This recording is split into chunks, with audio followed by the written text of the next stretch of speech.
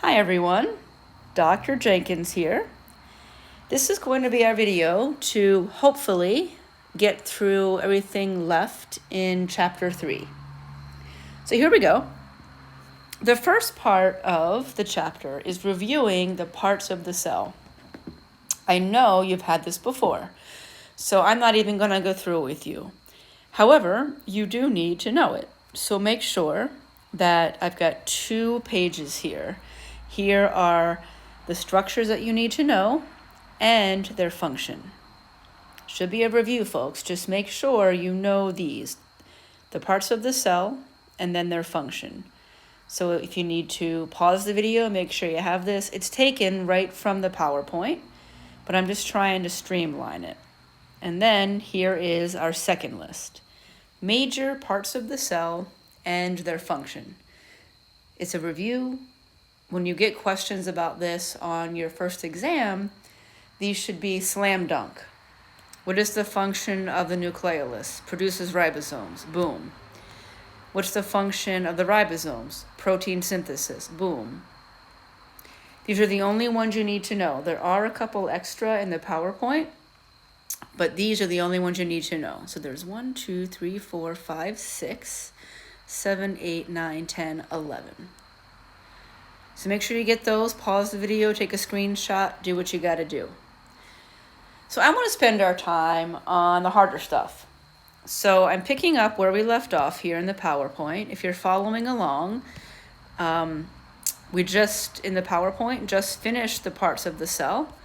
And now I wanna pick things up on slide 27. This is slide 27. I did update your PowerPoint to include clarifications of the tonicity discussion we had. So please look at that, and I include everything you need to know. Okay. So what I want to talk about is why all this matters. It's important that we know the parts of the cell because the cells are what make us up, and they have functions that allow our body to do everything. So as you go through those parts of the cell, each cell produces protein, right?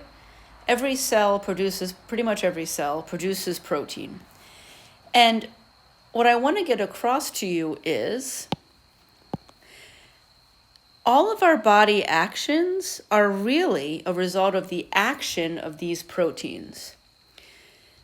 In fact, that's what the instructions of the DNA house. The DNA house, as you know, the DNA inside of our cell's nucleus houses our genetic code. Well, what does that really mean?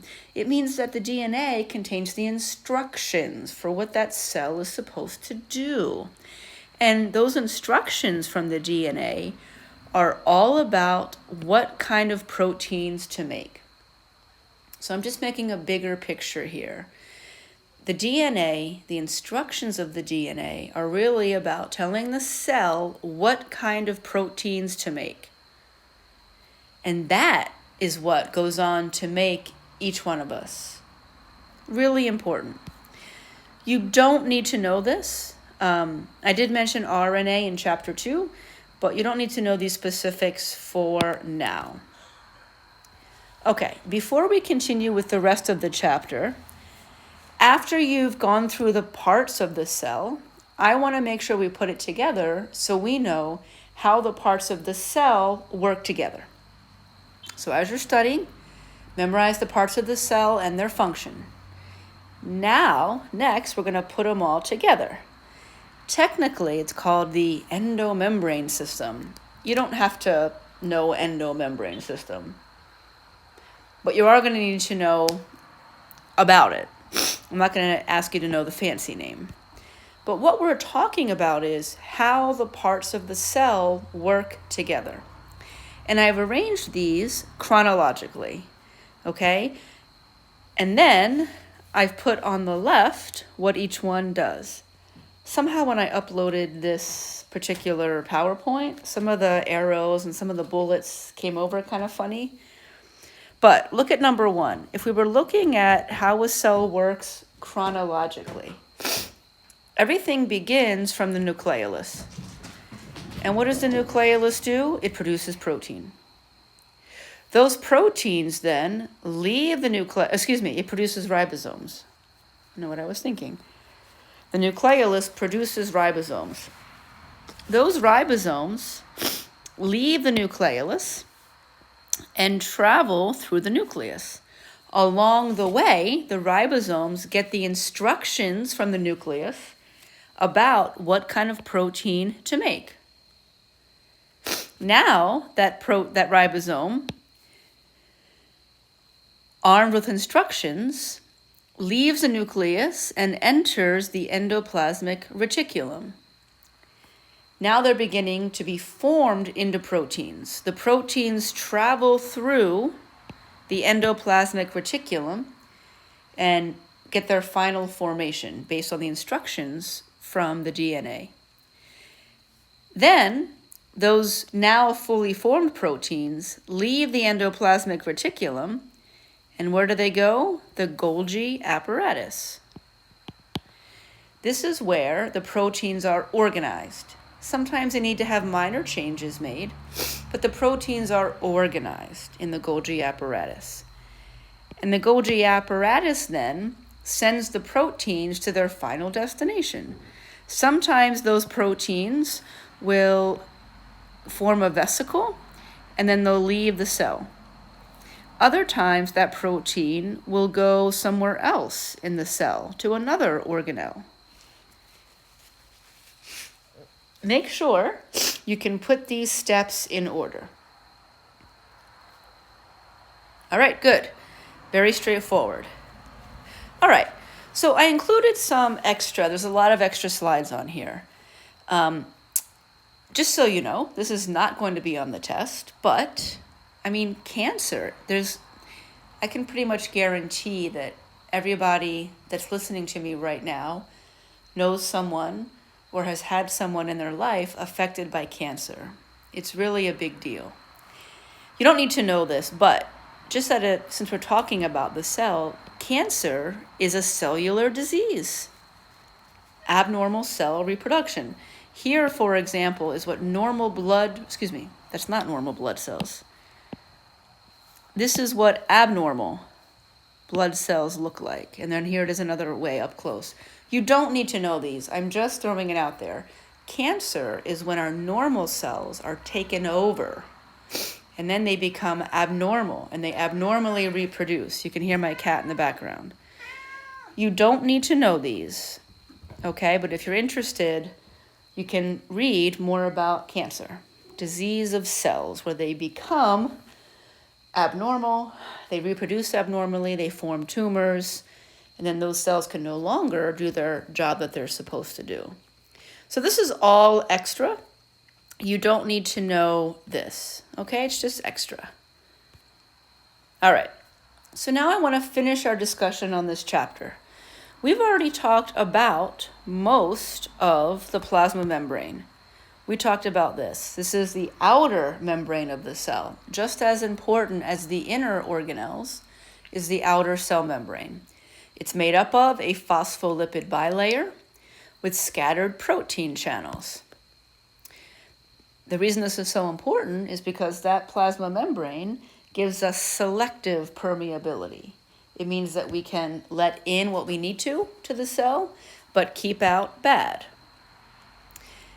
You only need to know what we talked about. You do not need to know this. We're going to talk about this next chapter. However, you do need to make sure that you know diffusion, active transport. We talked about diffusion.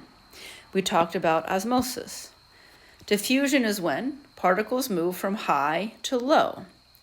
Now we're adding a little bit extra. Simple diffusion, and I can't remember if I said this. I think I did, but I want to make sure. Simple diffusion is when these particles diffuse right through the phospholipids. An example of that is oxygen. Simple diffusion, particles move from high to low right through the phospholipids. Example, oxygen. Sometimes we have facilitated diffusion. Facilitated diffusion is when particles diffuse through a channel. You got this, folks. An example is glucose. So facilitated diffusion, particles are still moving from high to low. They're just doing it through a channel. Still passive. Example is glucose. Each channel is specific. So glucose could only go through a glucose channel, and so forth. By the way, I don't know what this line is on every screen that I have. Something happened when I uploaded this. We talked about osmosis. Should be a review. When water moves from high to low concentration, sometimes water will diffuse right through the phospholipids. Sometimes water will diffuse through a protein channel. Good. And then we talked about osmolarity. And then here are the updated slides on osmotic pressure and then how it relates to tonicity. Okay? So make sure you review what we talked about. These slides should be updated and lovely. I did mention this. Make sure you know it. A normal IV saline. Someone's in the hospital and needs to be rehydrated. The reason why it's saline and not pure water, it's a little salty, is because we need to make sure it's isotonic to the blood. That way, we can deliver fluid hydration that will hydrate the body, deliver the fluid that it needs, but it won't diffuse into the cell and cause it to blow up. Or it won't cause water to move out of the cell and the cell shrink, and that's bad too. So a normal IV bag is isotonic to the blood. Okay. Now we're going to just talk a little bit about, and I mentioned this in lab, so sometimes we need to move things from low to high concentration. That is called active transport. It requires energy. Remember, osmosis, diffusion, all is passive because particles are moving from high to low. If we need to move from low to high, it's going to require energy in the form of ATP. The example we're going to discuss in a minute is the sodium-potassium pump. Lastly, another transport mechanism which also utilizes energy is vesicular transport.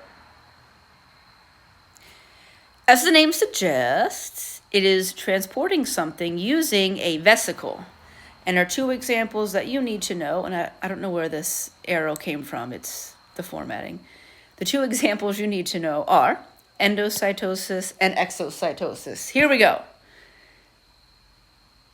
Now instead of having a horizontal line, I have this blue arrow. Whatever, weird. Endocytosis is using a vesicle to bring something into a cell. It's using a vesicle to bring something into a cell, endo, within. Whereas exocytosis is using a vesicle to move something out of a cell. Use the prefixes to help you. Endocytosis, using a vesicle to bring something into a cell. Exocytosis, using a vesicle to move something out of a cell. Here's what exocytosis. This is just a picture of saying the same thing. Don't worry about the examples, it's just the process. It's an active process where the cell forms a vesicle, moves that vesicle closer to the cell membrane, and in exocytosis, it's a way that the vesicle releases contents out of the cell. Things are exiting the cell. Endocytosis is when the cell, here's the cell membrane, actually surrounds something and forms a vesicle around it. And it's endocytosis. It's going to bring something into the cell.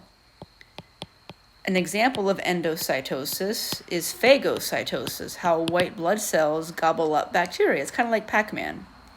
Just know endocytosis. Using a vesicle requires energy to bring something in to a cell. Okay. Now, there's one more topic that is a little tricky. It's important that I go through it with you. You're not going to have to know every detail. But please have a listen, and I'm going to point out all the important things that you need to know. So this cell membrane ordeal, yeah, it's important. Selective permeability keeps the good things in, bad things out. Got it. But there's something else about the cell membrane, and it has to do with an electrical charge. So here's what you need to know. And I don't know about where these arrows are coming from. Just keeps us all awake, I suppose. Okay, there is something called a resting membrane potential. You need to know this term, resting membrane potential.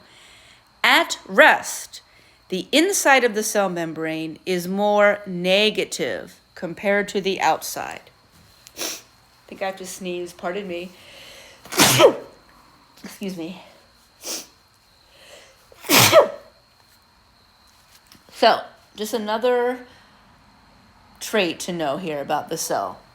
There's something called a resting membrane potential. Don't let the fancy words fool you. All we're saying, resting membrane potential. The inside of a cell, right along the membrane, the inside is more negative compared to the outside. Excuse me again. The reason it's important is that it's a form of potential energy. You know potential energy. It's not energy in motion, but it's stored energy. We're going to talk more about this later. What we're going to find later is that this principle, the fact that the inside of a cell has a negative charge compared to the outside, gives us a potential energy. So when we want to, we can manipulate this to create a nerve impulse. We can manipulate this to generate a muscle contraction.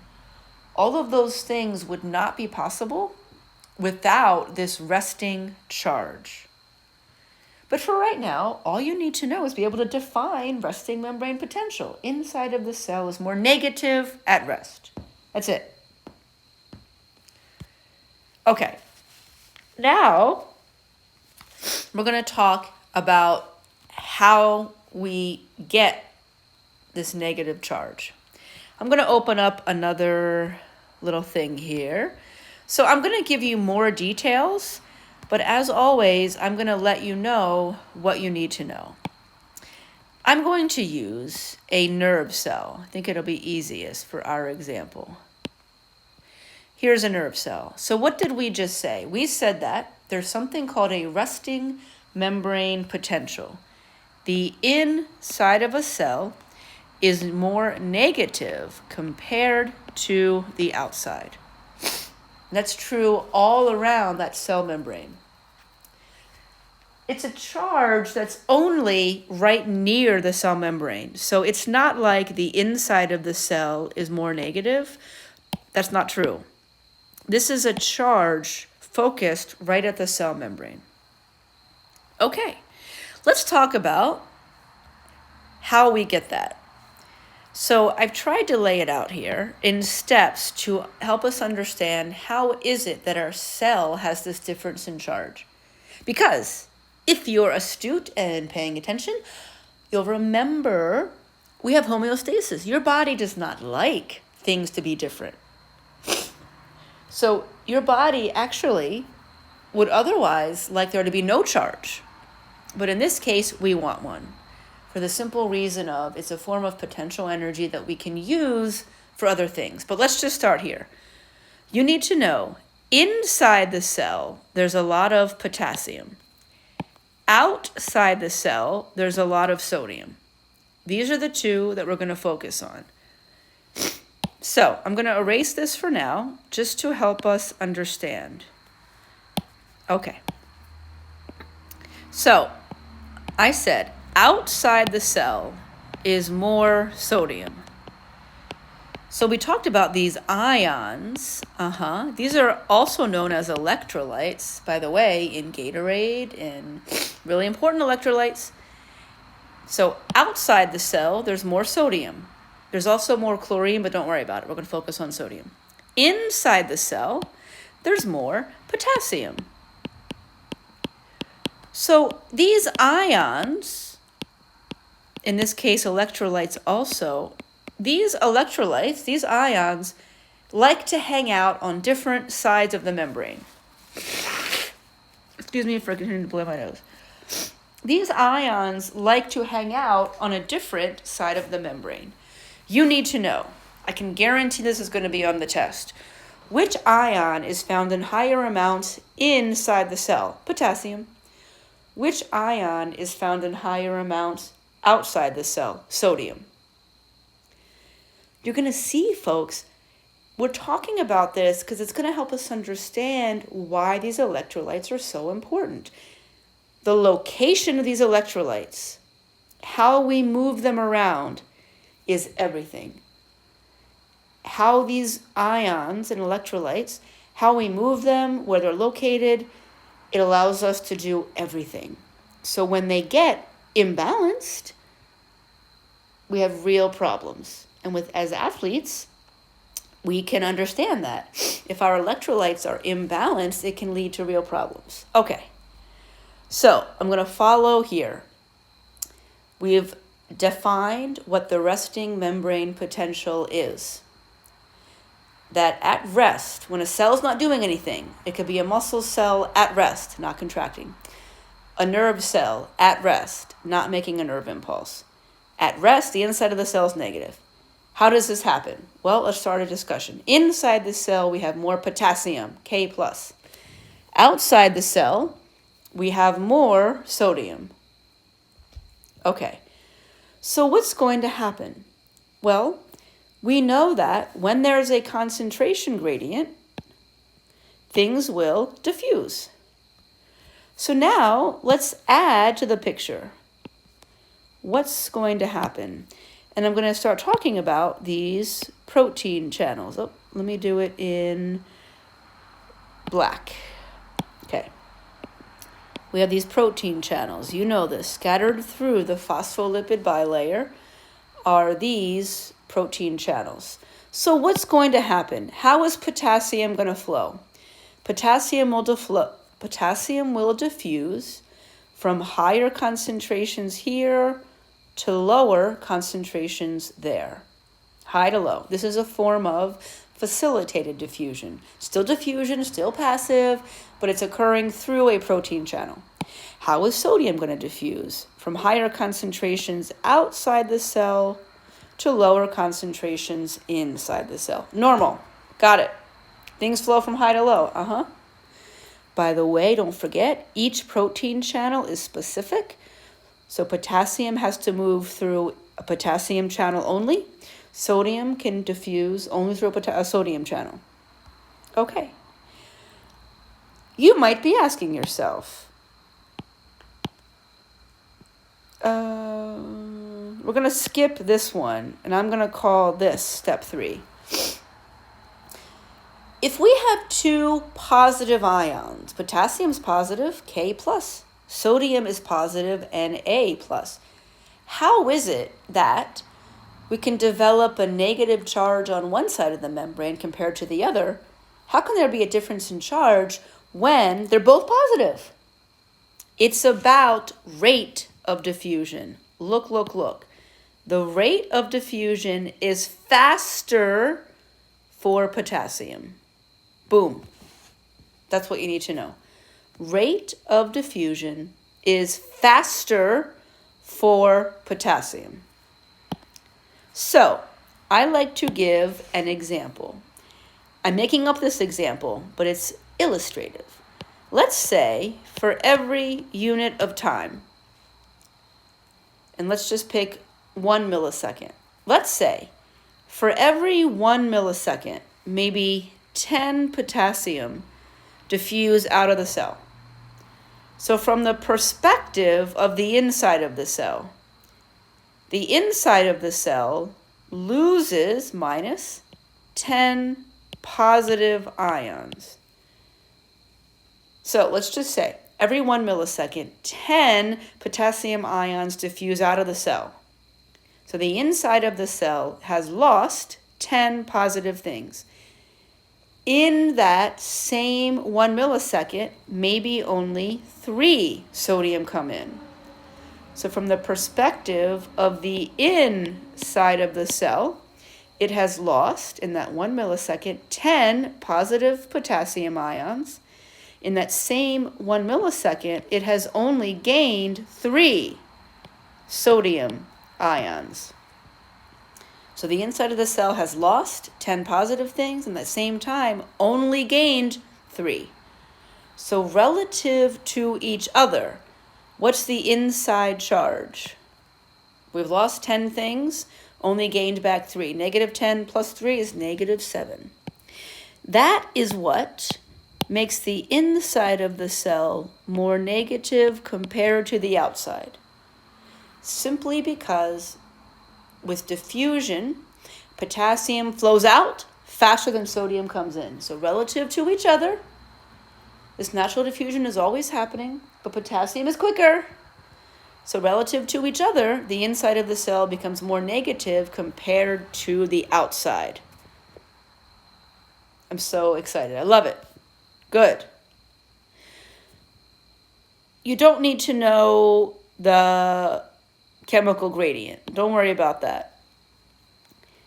You basically just need to know this. The definition of resting membrane potential. At rest, the inside of a cell, every cell, is negative compared to the outside. Why is it important? Even though the cell's at rest, this difference in charge is a form of potential energy. How do we get there? Well, inside the cell is more potassium. That's where it lives. Outside the cell is more sodium. That's where more of it lives. What are they going to do? They're going to flow. So how does it flow? Potassium flows from inside to outside, diffusion. Sodium diffuses from out to in. But how can we get a negative charge when they're both positively charged? Because the rate of diffusion for potassium is much greater. So the inside loses more positive than it brings back in per unit of time. So relative to each other, just along the cell membrane, inside is more negative compared to the outside. Wow, you got it. That's it. This is showing the same thing. Okay. Now, these arrows, it's so crazy. Now we take it to the next level. Again, I'm trying to introduce it in steps, which would be a good way for you to understand it and then memorize it. Once you can define resting membrane potential, once you know how we get there, potassium flows faster, inside is negative relative to the outside. Okay, now we're on to this last bit. I mentioned homeostasis for a reason. If the body just let this passive diffusion continue, what would happen? Your body would find some way to find homeostasis. Your body is really good at that. Your body doesn't want a difference in charge. It wants everything to be even, balanced. So if we just stopped here, your body would find a way to stop this difference in charge. It would find a way to even out the charge on both sides of the membrane. Maybe it would close some potassium channels, so not as much leaks out. But here's one time where we don't want homeostasis. We actually like and we need there to be this difference in charge. So we have to have something else to ensure that the body doesn't change that and we lose the charge. How do we do it? Something called the sodium-potassium pump. Don't be scared. I got you, right? Don't be scared. What this is, first of all, it's a pump. It's an example of active transport. So that tells you we're going to pump things against the concentration gradient. Let me just check on the next slide to see. Okay. So let me go back here, right? I'm going to erase some of the stuff. We understand now. And if we don't, you have time to ask me questions. Let's go to the smaller one. Oh, actually, okay. So here's one case where we don't want. Here's one time where we actually don't want things to be even. So let's just review what we've talked about so far. We said that there's more potassium inside the cell. it will flow from high to low concentration. There's more sodium outside the cell. Therefore, sodium will diffuse from high to low. But remember, if we just let this happen, your body would find a way to even out the charge. But in this case, we don't want that. So how are we going to prevent homeostasis? How are we going to make sure that we continue that inside negative charge? We're going to do it through the sodium-potassium pump. So, on another part of the membrane, so mind you, the potassium diffusing out passively and the sodium diffusing in passively, that continues. Oh, I want to use black. Okay. But on another channel, we have the sodium potassium pump. This is all happening at the same time. But remember, if we just let the passive diffusion continue, your body would find a way to close some potassium channels and we'd lose that charge, but we don't want that. So, the function of the sodium-potassium pump is to maintain the original concentration gradient. The function of the sodium-potassium pump is to maintain the original concentration gradient. What's the original concentration gradient? More potassium inside the cell, more sodium outside the cell. How does it work? The pump works by, for every 1 ATP, 3 sodium are pumped out of cell and 2 potassium are pumped in. So for every, let me do a different color. We can do blue, right? Let's try blue.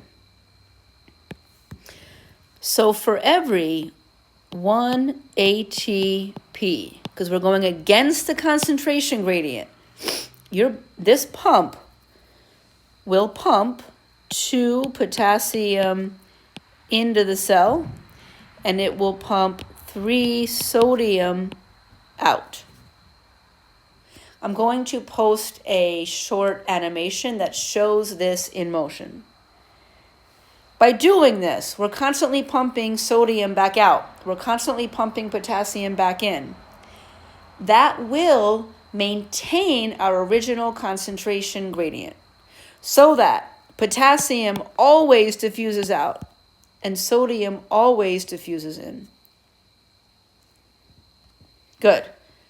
3 sodium out, 2 potassium in. I'm going to ask you about that, so memorize your numbers. For every 1 ATP, 3 sodium pumped out, 2 potassium pumped in.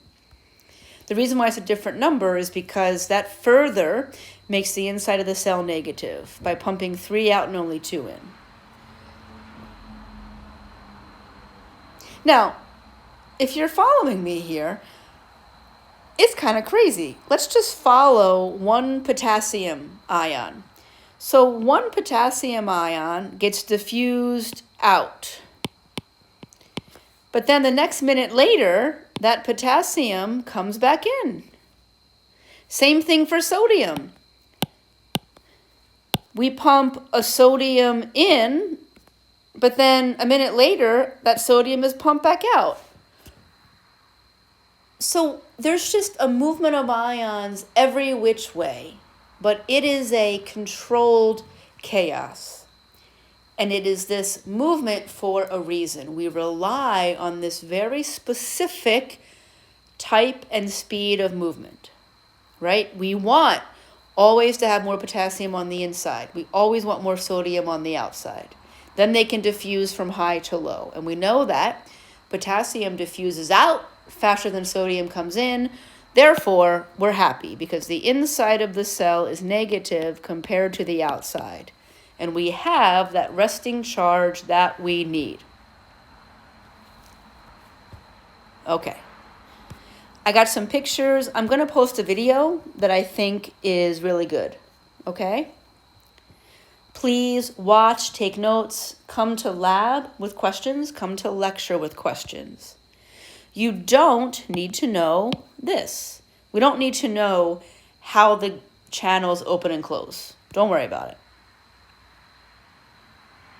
All right, folks, the last thing you need to know from this chapter. I could not have an anatomy and physiology course without you just making sure you can define mitosis and meiosis. We're kind of going back to the parts of the cell. Well, the centrioles and the centrosome, they function with cell division. Our cells must be able to reproduce. No matter if it's a stomach cell, a muscle cell, anything. We need our cells to be able to reproduce. You just need to know the basics. Are you ready? Mitosis is cell division in most body cells. Meiosis only refers to our sex cells. Folks, I am not going to be that specific. I am purposely showing you this summary. I apologize that it's a little off center here. This is all you have to know. Mitosis, every cell but the sex cell, it involves only one division. Meiosis involves two. When we divide cells and reproduce them using mitosis through one division, we get two daughter cells that are identical to the parent. So in mitosis, you have one parent cell, and it results in two child cells that are identical, and it's only one set of division. In meiosis, we have two sets of division. So the parent divides first, and then these divide again. So there's two divisions. One parent cell, when it reproduces and divides, results in four cells. This is what happens to make babies, folks. The two parents, the mom and the dad, the sperm and the egg, they come together. When they have their daughter cells, each one has a part of the parent, but they're not identical. So the child cells are not identical to the parents. They have a part of the parent, but they're not identical. That is it. Everything else here is extra. I am not going to ask you the four phases. Thank me later. See? I'm not going to ask you. There's pictures if you're interested. Okay. The end here is all extra, right? Actually, I have the cancer stuff twice. What was I thinking? All extra. All right. Everything here is extra. Study hard, folks. Everything is extra. That resting membrane potential is what's important, really. The parts of the cells, memorize again if you forgot, and you got it. All right, I'll see you in class.